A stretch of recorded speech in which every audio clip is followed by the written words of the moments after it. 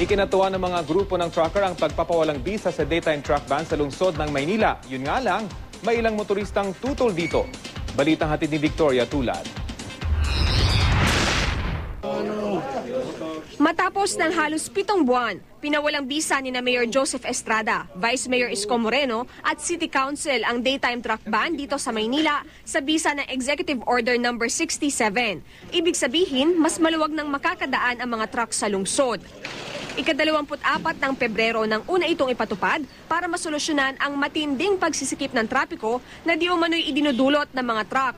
Sa ilalim ng programa, hindi maaring bumiyahe ang mga 8-wheeler mula 5 a.m. hanggang 9 p.m.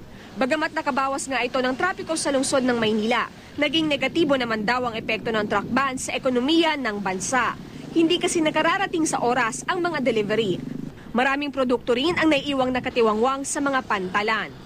Pero paglilinaw nila Estrada, hindi sila pinressure ng Malacanang para tanggalin ang truck ban.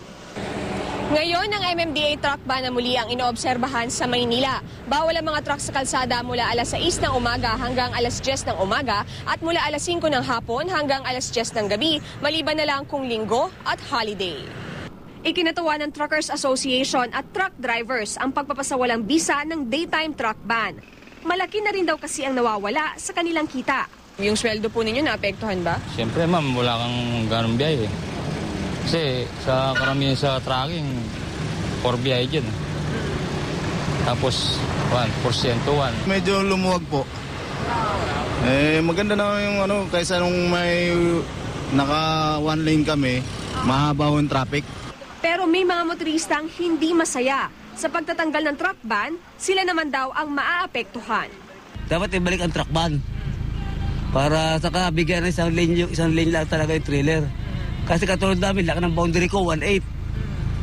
Pag kami sa oras, ubos, wala na.